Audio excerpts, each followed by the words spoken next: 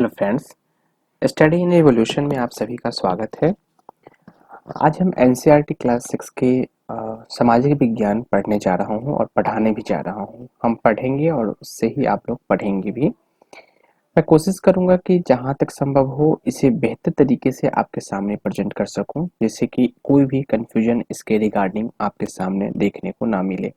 इससे संबंधित कोई भी क्वेश्चन अगर एग्जामिनेशन में आती है तो बिना किसी त्रुटि के आप उस क्वेश्चन के सही उत्तर तक पहुंच सके। ठीक है, तो बिना किसी देरी किए हुए चलिए हम शुरू करते हैं। तो जैसा कि हमने आपको कहा, एनसीईआरटी क्लास 6 की पृथ्वी हमारा आवास है। इसकी अगर हम कंटेंट की बात करें तो आप देख सकते हैं कि इसकी जो कंटेंट है वो पहला कंटेंट है सौर मंडल में पृथ्वी, दूसरा है ग्लोबल अक्षांश और देशांतर, तीसरा है पृथ्वी की गतियां, चौथा है मानचित्र, पांचवा है पृथ्वी के प्रमुख परिमंडल, छठा है पृथ्वी के प्रमुख स्थल रूप, सातवां हमारा देश, आठवां भारत, जलवायु, वनस्पति तथा अन्य प्राणी। तो ये तो इसका कंटेंट हुआ। तो हम जो ये अपडेटेड बुक है, जैसे कि आप यहाँ पर देख सकते हैं 2022 और 23। ठीक है, आप यहाँ पर देख सकते हैं 22 और 23 जो है अपडेटेड वर्जन है एनसीईआरटी का। तो हम फर्स्ट एक्सरसाइज पे चले। जैसा कि आपने कंटेंट में देखा भी था कि सौरमंडल में पृथ्वी। ठीक है, तो चलिए शुरू करते हैं। एक बात और, एनसीईआरटी बुक पढ़ने में आपको ऐसा लगेगा जैसा कि हम किसी से बात कर रहे हैं, ना कि ऐसा ये नहीं लगेगा कि हम कहीं या कुछ पढ़ रहे हैं जिससे आपको बोरिंग फील हो। आई होप कि आपको ये बोरिंग फील लगना ही नहीं चाहिए। ठीक है, फिर भी अगर लगती है तो हम कोशिश करेंगे कि ना लगे। चलिए, बात कर रहे हैं सूर्यास्त के बाद आकाश देखना कितना अच्छा लगता है। आपने कभी भी सूर्यास्त या सूर्योदय के समय आकाश को जरूर देखा होगा। आकाश मतलब पृथ्वी, कोई लड़का का बात यहाँ पर नहीं हो रहा है। तो सूर्यास्त के बाद आपने आकाश को देखा होगा, ये कितना अच्छा लगता है। आकाश में पहले एक या दो चमकते बिंदु ही दिखते हैं, लेकिन बाद में इनकी संख्या बढ़ जाती है सूर्यास्त के बाद। अब यहाँ पर बिंदु की बात हो रही है, तो आपने समझ में आ गया होगा कि बिंदु कौन सा बिंदु, जो तारे दिखते हैं उसकी बात कर रहा है यहाँ पे। आप उनकी गणना नहीं कर सकते बिल्कुल। आप जितने भी तारे दिख रहे हैं आसमान में, क्या आप उसकी गणना कर सकते हैं? क्या नहीं कर सकते। संपूर्ण आकाश छोटी छोटी चमकदार वस्तुओं से भरा जाता है, जिनमें से कुछ चमकीले होते हैं एवं कुछ धुंधले होते हैं। ठीक है, ऐसा प्रतीत होता है कि मानो आकाश में हीरे जड़े हो। बिल्कुल, आप रात के समय, अंधेरी रात के समय अगर आप ऊपर की तरफ देखते हैं तो जो भी तारे होते हैं वो टिमटिमाते हुए नजर आते हैं। उसमें कोई लाल भी तारा दिखेगा, कोई पीला भी दिखेगा। जैसे कि मैंने लाल का एग्जाम्पल दिया तो आप मंगल को देख सकते हैं, पीला का एग्जाम्पल दिया तो आप शुक्र को देख सकते हैं, क्योंकि वो सब एक ग्रह है, लेकिन फिर भी वो जो रोशनी देता है वो आपके तारे की तरह ही दिखाई देती है रात्रि के समय में। और उसके पश्चात जितने भी तारे होते हैं वो एक तरह से लाइट वाइट, माने उजले लाइट की तरह, माने हीरे की तरह चमकते हुए दिखाई देते हैं। और इसे आप गिन नहीं सकते। इनमें से कुछ टिमटिमाते प्रतीत होते हैं। बिल्कुल, ये टिमटिमाना प्रकाश का तारे को टिमटिमाते हुए देखना किस चीज का उदाहरण है, ये हम आगे चल करके देखेंगे। लेकिन अगर आप उसको ध्यान से देखेंगे तो आप पाएंगे कि इनमें से कुछ ही टिमटिमाहट अन्य से अलग होते हैं। मतलब जो कुछ तारे होते हैं वो दूसरे तारे के कंपेयर में अपनी टिमटिमाहट में जो होती है वो भिन्नता दिखाई देती है। ये बिना किसी टिमटिमाहट के चंद्रमा के समान चमकते रहते हैं। मतलब कुछ ऐसे तारे होते हैं जो, तारे तो आसमान में बहुत ज्यादा हैं, बहुत सारे हैं, लेकिन कुछ तारे ऐसे हैं जो टिमटिमाते हैं, जबकि कुछ तारे ऐसे हैं जो टिमटिमाते हुए प्रतीत नहीं होते। इन चमकीले वस्तुओं के साथ आप लगभग प्रतिदिन चंद्रमा को भी देखते हैं। ठीक है, चंद्रमा को भी आप देखते हैं। यह अलग अलग समय पर अलग, क्या हो गया इसे,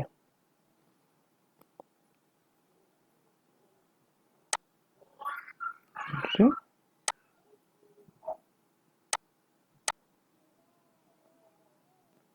1 मिनट, चलिए। तो यह अलग-अलग समय पर अलग-अलग आकार तथा अलग स्थितियाँ में दिखाई पड़ते हैं। आप पूर्ण चंद्र को लगभग 1 महीने में 1 बार ही देखते हैं। बिल्कुल सही बात है कि आप जब पूर्ण चंद्रमा आप देखते हैं जो पूर्णिमा की रात में होती है, उसे आप मंथ में 1 ही बार देखते हैं क्योंकि ये 15 दिन के बाद जो है चेंज होती रहती है। क्योंकि 15 दिन में अमावस्या होती है और 15 दिन में पूर्णिमा होती है। यह पूर्ण चंद्रमा वाली रात या पूर्णिमा होती है। 15 दिन के बाद आप इन्हें नहीं देख सकते।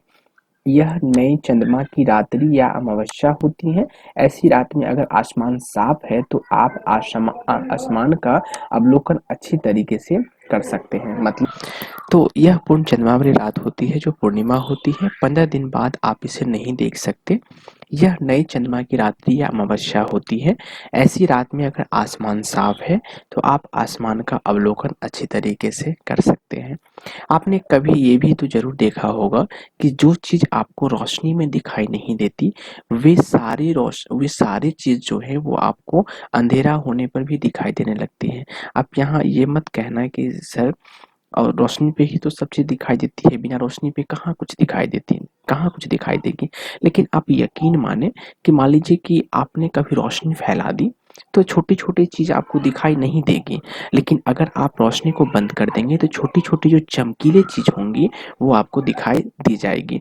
एनसीईआरटी बहुत ही सोच समझ कर के, बहुत रिसर्च करने के बाद ही बुक बनाती है और यहाँ पर किसी एक राइटर की सहयोग नहीं होती। अनेक सारे राइटर मिल करके बैठ करके बातचीत करके फिर जाके बुक की तैयार एक बुक बनवाती हैं या एक बुक क्या इनफैक्ट अगर एक चैप्टर भी बनाती हैं तो बहुत सोच समझ करके बनाती है।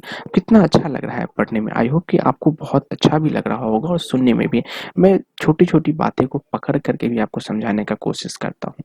तो यहाँ पर आपने कभी घर में सुना होगा कि जो पूर्णिमा होती है वो चंद्रमा जो ज्योत देती है पूरी पूर्ण चंद्रमा जो होती है उसको हम पूर्णिमा बोलते हैं और अमावस्या का मतलब होता है जब अंधेरा छा जाती है जिस रात्रि को सबसे ज़्यादा अंधेरा होती है वो अमावस्या की रात्रि होती है। तो अगर आसमान साफ है और अमावस्या की रात्रि है तो आप यकीन माने कि अंधेरी आसमान में आपको हर वो तारे दिख जाएंगे जो तारे आपके चंद्र जो पूर्णिमा दिन नहीं दिखते थे। ठीक है, आई होप कि आपको कोई डाउट नहीं होगा। फिर भी अगर कोई डाउट है तो कमेंट सेक्शन आपके लिए खुला है। क्या आपको इस बात पर आश्चर्य नहीं होता कि हम दिन के समय चंद्रमा एवं इन सभी छोटी चमकती वस्तुओं को क्यों नहीं देख पाते? ऐसा इसलिए क्योंकि सूर्य से अत्यधिक तेज प्रकाश के कारण रात के समय चमकने वाली वस्तुओं को हम दिन में नहीं देख पाते। आप आसानी भाषा में समझ सकते हैं। जैसे कि मान लीजिए आप रात्रि के समय एक टॉर्च की लाइट जो है वो जला रहे हैं, लेकिन सामने से कोई आपका मित्र हो या भाई हो या बहन हो या कोई भी इंसान हो जो आपके संबंधी हो, वो आकर के उस टॉर्च के जगह पर उससे भी हाई पावर की टॉर्च की रोशनी जला देंगे, माने रोशनी दे देंगे। तो आप मुझे ये बताओ कि आपने जो पहले टॉर्च जला रखी थी, क्या उसकी रोशनी दिखाई देगी या आपके दोस्तों या सखा जो भी हैं जिन्होंने टॉर्च लगा दी, जो आपके कंपेयर में हाई पावर देती है, तो आप किसका टॉर्च की रोशनी दिखाई देगी? आपको समझ में आ गया होगा कि जो आपके जो नज़दीकी जो थे, जो जिन्होंने वो रोशनी जलाई थी, उनकी रोशनी दिखाई देगी। सेम प्रॉब्लम यहाँ भी होती है कि सूर्य की प्रकाश जो होती है वो तारे या चंद्रमा के कंपेयर में बहुत ज़्यादा होती है, जिस वजह से तारे और चंद्रमा आपको दिखाई नहीं देते। लेकिन कभी-कभी आपको चंद्रमा जो है वो दिन में भी दिखाई दे जाएगी। अगर आपको इस बात पे बुरा लगता हो कि झूठ बोल रहे हैं, तो आप कभी दिन में निकलें और देखें जब पूर्णिमा का दिन चलता होगा ना, तो आप बाहर निकलेंगे और दिन में इनफैक्ट 12 बजे दिन में भी अगर आप देखने के लिए निकलोगे बाहर, तो आपको चंद्रमा दिख जाएगा। मैं इसलिए कह रहा हूँ क्योंकि मैंने ये चीज़ सबको देखा है, ठीक है? और अमावस्या के समय में नहीं दिखाई देती है क्योंकि सूर्य से अत्यधिक तेज प्रकाश के कारण अभी हमने आपको समझा ही दिया है। सूर्य, चंद्रमा तथा ये सभी वस्तुएं जो रात के समय आसमान में चमकती हैं, वे सारे को हम खगोलीय पिंड कहते हैं। अगर आपसे कोई क्वेश्चन पूछ देगा कि खगोलीय पिंड क्या होता है, तो इसका सीधा सा आंसर है सूर्य, चंद्रमा तथा वे सभी वस्तुएं जो रात के समय आसमान में चमकती है, वो सारे खगोलीय पिंड कहलाती हैं। एक चीज मैं आपको यहाँ बता दूं कि सूर्य जो है वो एक तारा है, ग्रह नहीं है। सूर्य एक तारा है, जिस प्रकार से और भी ताराएं होती हैं उसी प्रकार से।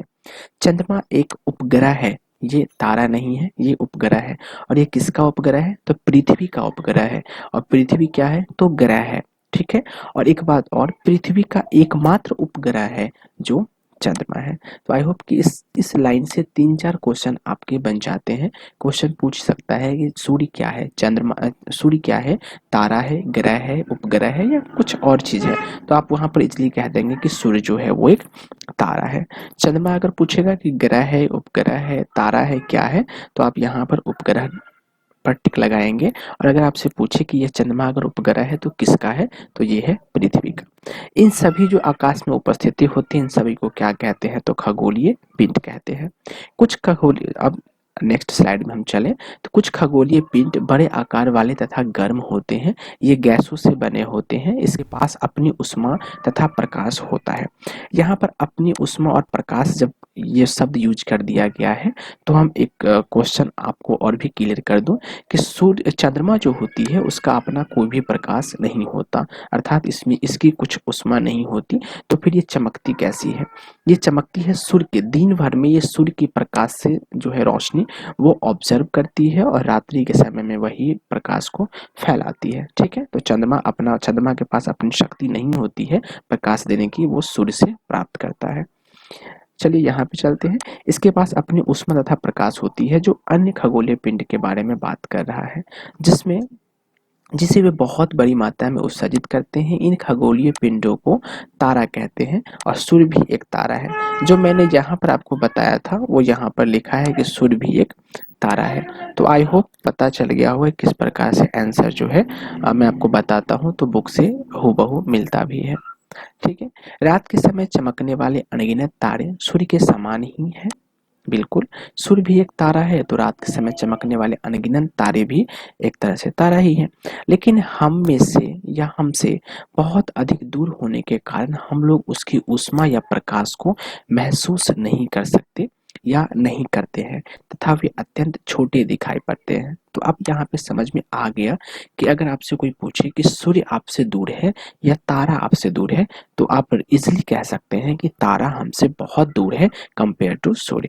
हम तो अब यहाँ पे क्वेश्चन आएगी कि सूर्य नजदीक है या तारा, तो हम कह सकते हैं सूर्य जो है वो नजदीक है। ठीक है, अब यहाँ पर कुछ तारे आपको दिखाई दिए हैं जैसे कि ध्रुव तारा है। ध्रुव तारा के बारे में अगर मैं आपको एक चीज बात बताऊं तो ध्रुव तारा आपको बहुत ज्यादा रोशनी फैलाती है। सॉरी, ये बहुत ज्यादा रोशनी फैलाती है और ये हमारे आकाश में हमेशा उत्तर की साइड आपको देखने को मिलेगा, मतलब नॉर्थ की साइड।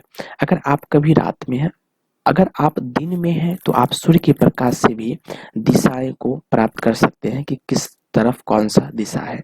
और अगर रात की बात की जाए तो ध्रुव तारा को देख करके आप ये डिसाइड कर सकते हैं कि कौन सी दिशा किस तरफ है। ठीक है, आई होप कि ये भी आपको क्लियर हो गया होगा क्योंकि ध्रुव तारा हमेशा उत्तर की तरह आपको दिखाई देगा, नॉर्थ की तरफ। अब यहाँ चलते हैं। आपने अवश्य ध्यान दिया होगा कि कुछ दूरी से देखने पर सभी वस्तुएं छोटी दिखाई पड़ती हैं। ठीक है, अत्यधिक ऊंचाई पर उड़ रहा हवाई जहाज जितना छोटा दिखाई देता है। ठीक है, रात्रि में आसमान की ओर देखते समय आप तारों के विभिन्न समूहों द्वारा बनाई गई विभिन्न आकृतियों को देख सकते हैं, जिसमें ये नक्षत्र मंडल कहलाते हैं। आर्सा मेजर या बिग बियर इसी प्रकार का एक नक्षत्र मंडल भी होता है। बहुत आसानी से पहचान में आने वाला नक्षत्र ग्रह है सप्तऋषि। सप्तऋषि को आप देखेंगे तो ये एक ही जगह पर लाइन बाय लाइन सप्तऋषि आपको दिखाई देगा। ठीक है, 7 तारे एक जगह आपको दिखाई देंगे, उसी को हम लोग सप्तऋषि कहते हैं। ठीक है, यह 7 तारों का एक समूह होता है जो कि नक्षत्र मंडल आर्सा मेजर का भाग होता है, जो चित्र 1.1 में आप यहाँ पर देख रहे हैं। मैं एक बार इस चित्र को फिर से आपको दिखा देता हूँ। ठीक है, आप यहाँ पर देख सकते हैं ये जो है वो सप्तऋषि है। सप्तऋषि आपको इसी प्रकार से आपको दिखाई देंगे। आप देखेंगे यहाँ पर 7 तारे दिखाई देते हैं, 1 2 3 4 5 6 और 7। ठीक है, और ये जो आप फिर आपको पता चले कि ध्रुव तारा कैसे दिखाई देंगे, तो सप्तऋषि के नीचे वाली जो 2 तारे होते हैं वो एक लाइन में होते हैं। इसी के सामने अगर आप देखेंगे तो ध्रुव तारा आपको दिखाई दे देगा। ठीक है, आगे चलते हैं। यह 7 तारों का समूह होता है जो कि नक्षत्र मंडल आर्सा मेजर का भाग होता है, जो आपको चित्र में दिखाया गया है। अपने परिवार या पड़ोस में किसी बड़े व्यक्ति से कहिए कि वह आपको आसमान में और अधिक तारे, ग्रहों तथा नक्षत्र मंडलों को दिखाए। मेरा सौभाग्य था कि मैंने अपने दादाजी से ये सारे शिक्षाएं प्राप्त बहुत समय पहले ही कर लिया था। उनको पता था, उन्होंने मुझे दिखा दिया था। प्राचीन समय में लोग रात्रि में दिशा का निर्धारण तारों की सहायता से करते थे। मैंने अभी आपको बताया था और यही आपको यहाँ भी लिखा हुआ है। आप ये मत सोचिए कि सर आप पहले से बुक पढ़ के आए होंगे तो फिर आप मुझे बता रहे हो। नहीं, मैं रियलिटी में झूठ जल्दी नहीं बोलता। मैं ये बुक नहीं पढ़ा, अगर मैं पढ़ भी रहा हूँगा तो 3-4 साल पहले पढ़ा होऊंगा। उत्तरी तारा उत्तर दिशा को बताती है। हमने अभी आपको बात किया जो ध्रुव तारा होती है वही।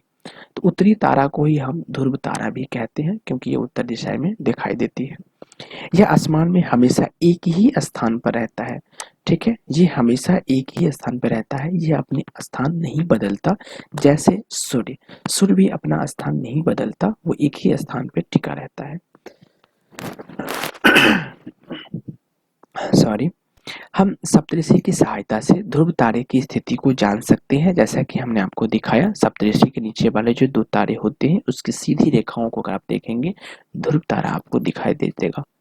ठीक है, आप देखेंगे कि यदि सप्तऋषि मंडल के संकेतक तारकों को आपस में मिलाते हुए एक काल्पनिक रेखा खींची जाए एवं उसे आगे की ओर बढ़ाया जाए तो यह ध्रुव तारे की ओर इंगित करता है। एक बार मैं आपको फिर से दिखाना चाहूंगा। वैसे हमने आपको बता दिया था डायग्राम ड्रॉ करके, यहाँ पर देख सकते हैं। इसके अब जो संकेतिक तारा होता है ये लाइन वाली, इसको आप आगे रेखाएं कीजिएगा तो यहाँ पर आपको ध्रुव तारा दिखाई देगा और लिखा भी है ध्रुव तारा। आई होप कि कोई आपको डाउट नहीं होगा। आई होप मतलब मैं आशा करता हूँ। कुछ खगोलीय पिंड में अपना प्रकाश एवं ऊष्मा नहीं होते, वे तारों से प्रकाश से प्रकाशित होते रहते हैं। ऐसे पिंड को ग्रह कहते हैं। हमने अभी उपग्रह की भी बात की थी, जो चंद्रमा के पास अपना खुद का प्रकाश नहीं है, वो सूर्य से लेता है। ग्रह जिसमें अंग्रेजी में प्लानिट कहते हैं, या प्लेनेट कहते हैं, ग्रीक भाषा में प्लेनेटाई कहते हैं, जिससे बना होता है। परिभ्रमक अर्थात चारों ओर घूमने वाले। ठीक है, पृथ्वी जिस पर हम रहते हैं वह भी एक ग्रह है। ठीक है, यह अपना संपूर्ण प्रकाश एवं ऊर्जा ऊष्मा जो होती है वो सूर्य से प्राप्त करती है, जो पृथ्वी के सबसे नजदीक का तारा भी है। पृथ्वी को बहुत अधिक दूरी से, जैसे चंद्रमा से देखने पर यह चंद्रमा की तरह चमकती हुई प्रतीत होती है या प्रतीत होती होगी। ठीक है, ये एक डायग्राम है। आप एनसीईआरटी बुक में आप ये डायग्राम देख सकते हैं और ये डायग्राम है किस चीज का, तो यहाँ पर आप देखेंगे कि सूर्य है। सूर्य से नजदीक वाले जो ग्रह होती हैं वो है बुध। बुध के बाद जो होता है वो है वेनस, जिसको हम शुक्र कहते हैं। शुक्र के बाद पृथ्वी, ये हमारा पृथ्वी है जिसपे हम लोग रहते हैं। उसके पश्चात जो है वो है मंगल, और मंगल के बाद जो है वो क्षुद्र ग्रह की पट्टी होती है। कभी कभी क्वेश्चन जो है, माफ कीजिएगा, कभी कभी जो ये क्षुद्र ग्रह की पट्टी भी जो होती है वो मंगल ग्रह और बृहस्पति ग्रह के बीच में होती है। तो ये क्वेश्चन आती भी है, एग्जामिनेशन में देखने को भी मिला है कि क्षुद्र ग्रह की पट्टी किन 2 ग्रहों के बीच में होती है। तो आप बता सकते हैं इजिली, मंगल ग्रह और बृहस्पति ग्रह के बीच में। बृहस्पति ग्रह को हम जुपिटर भी कहते हैं और जो बृहस्पति ग्रह ही हमारे सौरमंडल का सबसे बड़ा ग्रह भी है। ठीक है, शुक्र बृहस्पति ग्रह के बाद जो है वो वेनस है, मतलब सॉरी माफ कीजिएगा, बृहस्पति के बाद जो है वो सैटर्न है जिसको हम शनि कहते हैं, और शनि के बाद यूरेनस है, और यूरेनस के बाद जो है वो नेपच्यून है। अगर आपसे क्वेश्चन में पूछा जाए कि हमारे सौरमंडल में सूर्य से सबसे दूर स्थित ग्रह कौन सा है, तो वो नेपच्यून है, या जिसे हम अ, वरुण भी कहते हैं, और उससे पहले जो है वो यूरेनस है। अगर नजदीक में पूछे सूर्य से सबसे नजदीक कौन सा है तो वो है बुध। ठीक है, यहाँ पर एक डायग्राम जो दिया हुआ है, इस डायग्राम के नीचे बहुत सारे बातें लिखी गई है, तो हम इस पेज को बताने का कोशिश करेंगे आपसे।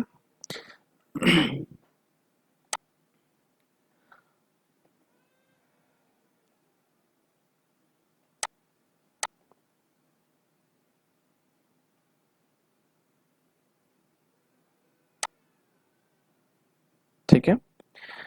तो चलिए हमने इस पेज को ही कन्वर्ट कर दिया ताकि आप जो है सो आसानी से इसे समझ सकें। चलिए ठीक, देखिए मैं इसे थोड़ा जूम कर देता हूँ ताकि आप लोगों को अच्छे से दिखाई दे, फिर हम इसको ग्रुप भी कर लेंगे। ठीक है, देखिए बुध के बारे में लिखा हुआ है कि सूर्य के चारों ओर जो है वो एक परिक्रमा 88 दिन में करता है और अपने अक्ष पर जो है वो घूर्णन 59 दिन में करता है। लेकिन यह आपको याद करना नहीं है और ये आपको एग्जामिनेशन में पूछा भी नहीं जाता है। ठीक है, तो इसमें कोई दिक्कत नहीं। हाँ, पूछा जाएगा तो ये पूछा जाएगा आंतरिक ग्रह किसे कहते हैं। सूर्य से बहुत नजदीक है, जो भी सूर्य से नजदीक होते हैं उनको हम आंतरिक ग्रह कहते हैं। और इसमें कौन कौन से ग्रह आते हैं, तो इसमें आते हैं बुध, शुक्र, पृथ्वी व मंगल। मतलब सूर्य के बाद जो है 4 ग्रह जो है वो आंतरिक ग्रह होती हैं और उसके बाद वाले जो भी 4 ग्रह हैं वो बाह्य ग्रह होती हैं। और आपको पता है कि ग्रह जो है वो 8 है, पहले 9 हुआ करती थी लेकिन अब 8 है, तो आप 8 ही याद करेंगे। तो स्टार्टिंग से बुध, शुक्र, पृथ्वी, मंगल ये आंतरिक ग्रह हो गई और बृहस्पति, शनि, यूरेनस और नेपच्यून ये बाह्य ग्रह हो गई। तो आई होप यहाँ भी आपको कोई डाउट नहीं होगा। अब हम आगे चलते हैं। ठीक है, अब हम पेज को सही करने का कोशिश करते हैं। ठीक है, चलिए तो हमने पेज को जो है वो सही कर लिया। अब नेक्स्ट पॉइंट, आसमान में दिखने वाले चंद्रमा एक उपग्रह है। हमने आपको पहले ही बता दिया और यहाँ लिखा भी है। यह हमारी पृथ्वी का सहचर है तथा इसके चारों ओर चक्कर लगाता है। मतलब पृथ्वी के चारों ओर चंद्रमा चक्कर लगाता है। हमारे पृथ्वी के समान 7 अन्य ग्रह भी हैं। अभी हमने आपको ऊपर ही बताया कुल ग्रहों की संख्या 8 है, तो अगर पृथ्वी उसमें से एक है तो 7 ग्रह आगे बची। सूर्य से प्रकाश में ऊष्मा जो है प्राप्त करते हैं।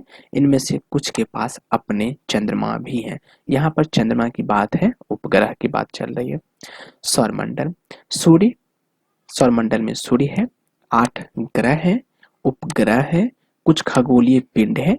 जैसे क्षुद्र ग्रह एक उल्का पिंड मिलाकर सौरमंडल का निर्माण करते हैं, उसे हम सौर परिवार नाम दे देते हैं, जिनका मुखिया जो है वो है सूर्य। ठीक है, अब हम एक एक ग्रह के बारे में बहुत ही डिटेल के साथ पढ़ेंगे। अब यहाँ पे ये तो ग्रह नहीं, ये तो तारा है, फिर भी हम इसको पढ़ते हैं। सूर्य सौरमंडल के केंद्र में स्थित है। यह बहुत बड़ा है एवं अत्यधिक गर्म गैसों से बना है। इसका खिंचाव बल इससे सौरमंडल को बांधे रखता है। सूर्य सौरमंडल के लिए प्रकाश एवं ऊष्मा का एकमात्र स्रोत है। एकमात्र स्रोत मतलब ओनली वन, ठीक है, केवल वन। लेकिन हम इसकी अत्यधिक तेज ऊष्मा को महसूस नहीं करते क्योंकि सबसे नजदीक का तारा होने के बावजूद यह हमसे बहुत दूर है। सूर्य पृथ्वी से लगभग 15 करोड़ किलोमीटर दूर है। पूछेगा नहीं ये किलोमीटर कितना दूर है, लेकिन फिर भी अगर आप याद कर लेते हैं तो आपके लिए बल्ले बल्ले। अब यहाँ पर बात आती है ग्रह के बारे में। हमारे सौरमंडल में 8 ग्रह हैं। सूर्य से दूरी के अनुसार हमने आपको भी बताया ही था और फिर उसी सीरियल वाइज में यहाँ पे लिखा भी है। तो सूर्य के सबसे नजदीक ग्रह है बुध, उसके बाद आता है शुक्र, पृथ्वी, मंगल, बृहस्पति, शनि, यूरेनस तथा नेपच्यून, जिसे हम वरुण भी कहते हैं। ठीक है, ये यहाँ पे कुछ शॉर्ट ट्रिक्स लिखा हुआ है, लेकिन मैं आपसे बात करना चाहूंगा कि अगर आपने इसको 2-3 बार पढ़ लिया ना तो यकीनन याद हो जाएगी। तो खामखा आप ये ट्रिक को याद करने से कुछ बेनिफिट नहीं होने वाला। ठीक है, वैसे होने ही वाला है, लेकिन आप अगर वैसे ही पढ़ लेंगे तो याद हो जाएगी। सौरमंडल के सभी 8 ग्रह एक निश्चित पथ पर सूर्य का चक्कर लगाते हैं। ये रास्ते दीर्घवृत्ताकार में फैले हुए हैं, जिसे हम कक्षा कहते हैं। ठीक है, बुध सूर्य के सबसे नजदीक है। अपनी कक्षा में सूर्य के चारों ओर एक चक्कर लगाने में इसे केवल 88 दिन लगते हैं। हमने अभी अभी बात भी किया था। ठीक है, शुक्र को पृथ्वी का जुड़वा ग्रह भी कहा जाता है क्योंकि जुड़वा आकार की दृष्टि से पृथ्वी के समान है, क्योंकि इसका आकार एवं आकृति लगभग पृथ्वी के समान है। ठीक है, यहाँ लिखा भी है। अभी तक प्लूटो को भी एक ग्रह माना जाता था, यही 9वां ग्रह था। लेकिन अब तो ये है नहीं, परंतु अंतर्राष्ट्रीय खगोलीय संगठन ने अपनी बैठक में अगस्त 2006 में यह निर्णय लिया कि कुछ समय पहले खोजे गए अन्य खगोलीय पिंड तथा प्लूटो, जिसे बौने ग्रह कहे जा सकते हैं, जिसको उपग्रह के रूप से हटा दिया गया। अब हम बात कर रहे हैं पृथ्वी के बारे में। सूर्य से दूरी के हिसाब से तीसरा ग्रह है, आकार में यह पांचवा सबसे बड़ा ग्रह है और यह ध्रुवों के पास थोड़ी चिपटी हुई है। मतलब आपको ये पता होगा कि पृथ्वी जो है वो पूरी तरीके से गोल नहीं है, वह ऊपर और नीचे अंटार्कटिका और आर्कटिक इस दोनों की तरफ से थोड़ी सी चिपटी हुई है, मतलब पिची हुई है। ठीक है, मान लो कि आप एक गेंद ले लो और आर्कटिक है उसके तरफ और अंटार्कटिका है उसके तरफ, आप गेंद को पकड़ो और थोड़ा सा दबा दो। ठीक है, दबने के पश्चात जो आकार होगी ना वही पृथ्वी की है, मतलब पृथ्वी पूरी तरह से गोल नहीं है। यही कारण है कि इसके आकार को भू आव कहा जाता है। तो भू आव का अर्थ होता क्या है, तो पृथ्वी के समान आकार। ठीक है, जीवन के लिए अनुकूल परिस्थितियां संभव केवल पृथ्वी पर ही पाई जाती है। पृथ्वी न तो अधिक गर्म है और न ही अधिक ठंडी है। यहाँ पानी एवं वायु उपस्थित है जो हमारे जीवन के लिए आवश्यक है। वायु में जीवन के लिए आवश्यक गैस जैसे कि ऑक्सीजन हमारे पृथ्वी पर मौजूद है। इन्हीं कारणों से पृथ्वी सौरमंडल का सबसे अद्भुत ग्रह भी कहलाता है। अंतरिक्ष से देखने पर यह पृथ्वी नीले रंग की दिखाई पड़ती है क्योंकि 2/3 सतहों पर इस पर पानी है, इस वजह से इसीलिए इसे नीला ग्रह भी कहा जाता है। तो पृथ्वी क्यों दिखाई देती है नीला, पता हो गया, पानी की वजह से। ठीक है, एक रोचक तथ्य यहाँ पर है, वो आप देख लीजिए। नील आर्मस्ट्रॉन्ग पहले व्यक्ति थे जिन्होंने 20 जुलाई 1969 को सबसे पहले चंद्रमा की सतह पर कदम रखा था। मालूम करो कि क्या खगोलीय कोई भारतीय चंद्रमा पर गया है। तो भारतीय जो है वो आपने देखा होगा कि राकेश शर्मा थे, फिर कल्पना चावला थे, ये सब भारतीय व्यक्ति ही थे जिन्होंने चंद्रमा पर कदम रखा था। ठीक है, तो पता क्या करना मैंने आपको बता ही दिया। ठीक है, उसके पश्चात है चंद्रमा। हमारी पृथ्वी के पास केवल एक उपग्रह है, हमने कुछ समय पहले ही बात किया था, जो वो है चंद्रमा। इसका व्यास पृथ्वी के व्यास का केवल 1/4 है। मतलब पृथ्वी को अगर आप 4 टुकड़े करेंगे तो उसका एक टुकड़ा जो होगा वो चंद्रमा के आकार का है। यह इतना बड़ा इसलिए प्रतीत होता है क्योंकि यह हमारे ग्रह से अन्य खगोलीय पिंडों की अपेक्षा जो है वो नजदीक है। यह हमसे लगभग 3,84,400 किलोमीटर दूर है। और अभी हमने आपसे बात किया था सूर्य, अभी आप कमेंट में लिख के बताएं कि सूर्य जो है वो पृथ्वी से कितना किलोमीटर दूर है। अब आप पृथ्वी से सूर्य एवं चंद्रमा की दूरियों की तुलना कर सकते हैं। हमने आपसे पूछा और यहाँ ये बुक भी आपसे पूछ रहा है, तो आप बताने का कोशिश करें। ठीक है, उपग्रह। उपग्रह किसे कहते हैं? एक खगोलीय पिंड है जो ग्रहों के चारों ओर उसी प्रकार चक्कर लगाता है जिस प्रकार ग्रह सूर्य के चारों ओर चक्कर लगाता है। मानव निर्मित उपग्रह भी होते हैं जिसे हम कृत्रिम पिंड भी कहते हैं। यह वैज्ञानिकों के द्वारा बनाया गया जिसका उपयोग ब्रह्मांड के बारे में जानकारी प्राप्त करने एवं पृथ्वी पर संचार माध्यमों के लिए किया जाता है। इसे रॉकेट के द्वारा अंतरिक्ष में भेजा जाता है एवं पृथ्वी की कक्षा में स्थापित कर दिया जाता है। अंतरिक्ष में उपस्थित कुछ भारतीय उपग्रह इनसेट, IRS, एडुसिट इत्यादि वहां पर है। ये पिक्चर आपको दिखाया गया है किस प्रकार एक रॉकेट की सहायता से किसी भी उपग्रह को अंतरिक्ष में भेजा जाता है। यहाँ भारत की मैप आप देखेंगे तो यहाँ पे भारत की मैप आपको दिख रहा होगा। तो यहाँ से एक रॉकेट गई, फिर ये वहां गई, फिर रॉकेट को छोड़ दिया, फिर ये उपग्रह को छोड़ दिया और ये नीचे आ गया और पृथ्वी के वायुमंडल में आके जल जाता है। चंद्रमा पृथ्वी का एक चक्कर लगभग जो है वो 27 दिन में पूरा करता है। लगभग इतने ही समय में वो अपने अक्ष पर एक चक्कर भी पूरा कर लेता है। इसके परिणाम स्वरूप पृथ्वी से हमें चंद्रमा का केवल एक ही भाग दिखाई पड़ता है, एक भाग हमको दिखाई नहीं पड़ता। चंद्रमा की परिस्थितियां जीवन के लिए अनुकूल नहीं है। इनकी सतह पर पर्वत, मैदान एवं गड्ढे हैं जो चंद्रमा की सतह पर छाया बनाते हैं। पूर्णिमा के दिन चंद्रमा पर इसकी छाया को देखा जा सकता है, मतलब पूर्ण चंद्रमा के दिन। अब बात आती है, ये कुछ है क्षुद्र ग्रह। ठीक है। जो ग्रहों के टूटे हुए भाग जो होती है ना, वही उपग्रह कहलाती है। फिर उपग्रहों के टूटे हुए भाग जो होती है क्षुद्र ग्रह कहलाती है। अब हम क्षुद्र ग्रह के बारे में ही बात कर रहे हैं, तो आइए चलिए देखते हैं। तारों, ग्रहों एवं उपग्रहों के अतिरिक्त अतिरिक्त असंख्य छोटे पिंड भी सूर्य की ओर चक्कर लगाते हैं। इन पिंड को ही क्षुद्र ग्रह कहा जाता है। तो आई होप कि क्षुद्र ग्रह के बारे में अगर कोई क्वेश्चन होगी तो आपसे नहीं छूटेगी। मैं यकीनन कह सकता हूँ कि अगर आपको ये वीडियो एक बार में समझ नहीं आया है, अगर आप इसको दोबारा देखेंगे तो एक भी क्वेश्चन आपको किसी भी एग्जामिनेशन में पूछेगा नहीं छूटेगा, और आप इसको बेहतर तरीके से समझ भी सकते हैं। ठीक है। ये मंगल एवं बृहस्पति कक्षाओं के बीच में पाए जाते हैं। हमने ऊपर ही आपको मैप में दिखाया भी था कि क्षुद्र ग्रह किसको कहते हैं। विश्वास नहीं होता तो चलिए हम एक बार वापस चलते हैं। ये देखिए, हमने ये क्षुद्र ग्रह पट्टी बताया था कि मंगल और बृहस्पति के बीच में है। तो आई होप क्लियर हो गया होगा, वही क्षुद्र ग्रह है। चलिए, चित्र 1.2 में आपने देखा भी था, जो हमने अभी आपको दिखाया। वैज्ञानिकों के अनुसार क्षुद्र ग्रह ग्रह के ही भाग होते हैं। हमने अभी आपको बताया कि ग्रह के टूटे हुए भाग को ग्रह, उपग्रहों से टूटे हुए भाग को क्षुद्र ग्रह, जो कि बहुत वर्ष पहले विस्फोट के बाद ग्रहों से टूटकर अलग हो गए थे। ठीक है। कोई क्वेश्चन नहीं छूटना चाहिए और नहीं छूटेगा। उल्का पिंड, अब उल्का पिंड के बारे में हम डिस्कस कर लेते हैं थोड़ा सा।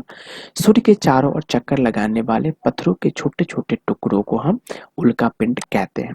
आपने गर्मी का मौसम चल रहा है या गर्मी के मौसम में आपने कभी भी छत पर सोए होंगे अपने आंखों को ऊपर की ओर देख करके, तो आपने कभी देखा होगा कि कुछ पृथ्वी की तरफ गिरते हुए आते हैं और वो जलना शुरू कर देते हैं।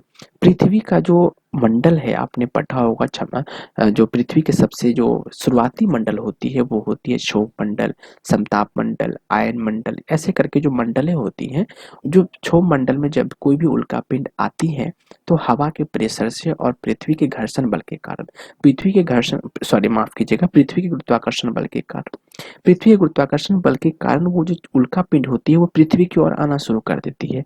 और क्षोभ मंडल में जो उपस्थिति वायु का प्रेशर है वो उसको रोकना शुरू कर देती है, जिस वजह से वो दोनों में घर्षण पैदा होती है और उल्कापिंड वहां पर जलना शुरू कर देता है और पृथ्वी तक आते आते वो जल करके बीच में ही खत्म हो जाती है। तो ये उल्कापिंड होती है। और कहीं बड़ा उल्कापिंड अगर गिरा तो बड़ा उल्कापिंड जलते जलते छोटे छोटे टुकड़े जो है, कभी कभी आपने न्यूज में सुना होगा कि किसी राज्य में उल्कापिंड गिरा, तो वो कैसे बच जाती है। जब बड़ी उल्कापिंड आती है कुछ भाग उसका जलता है, कुछ भाग न जलने के कारण वो पृथ्वी पर आकर के गिर जाता है। कभी कभी ये उल्कापिंड पृथ्वी के इतने नजदीक आ जाते हैं कि इसकी प्रवृत्ति पृथ्वी पर गिरने की होती है। इस प्रक्रिया के दौरान वायु के साथ घर्षण होने के कारण ये गर्म होकर जल जाते हैं, जो हमने आपको अभी कहा वो यहाँ पर। ठीक है। फलस्वरूप चमकदार प्रकाश उत्पन्न होती है। कभी कभी कोई उल्का जो है वो पूरी तरह जल ही बिना पृथ्वी पर गिर जाती है। मुझे तो मतलब गुदगुदी सी हो रही है कि जो मैं बता रहा हूँ वो आपको यहाँ पे लिखा है, और यकीन मानिए कि मैंने ये बुक 3-4 साल बाद पढ़ रहा हूँ।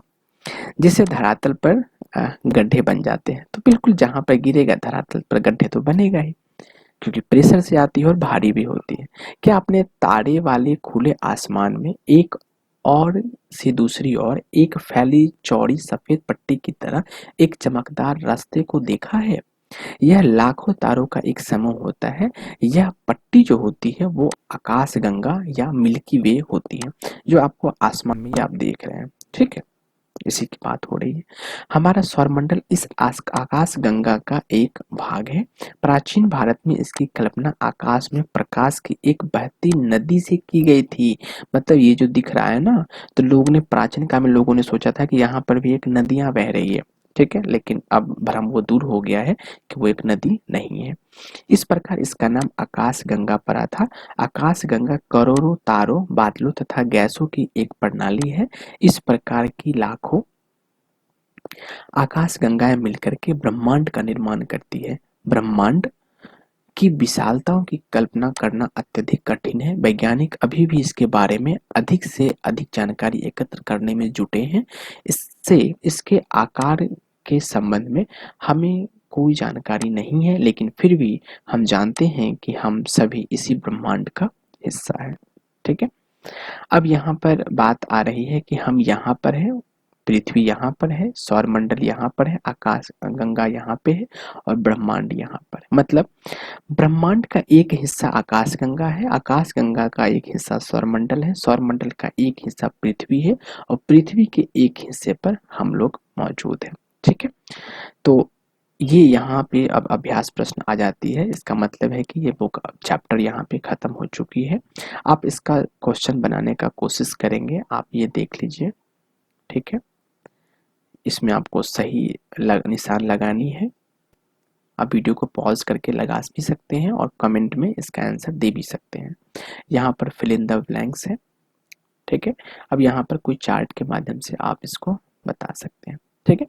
तो this is all about for this class. ये हमने पहला वीडियो इस पे डाला है। अगर आपको किसी प्रकार की त्रुटि महसूस हुई होगी तो उसके लिए हमें खेद है। फिर भी अगर आप हमें कोई राय देना चाहेंगे तो कमेंट सेक्शन में आप सबका स्वागत है। आप लोग प्लीज़ हमें बताएं कि हमें कैसे सुधार करना चाहिए और क्या क्या पढ़ाना चाहिए। फिलहाल हम एनसीईआरटी के सारे सिलेबस को कवर कर लेंगे। ठीक है। Thank you so much. This is all about for this class. See you in the next video. Bye bye. जय हिंद।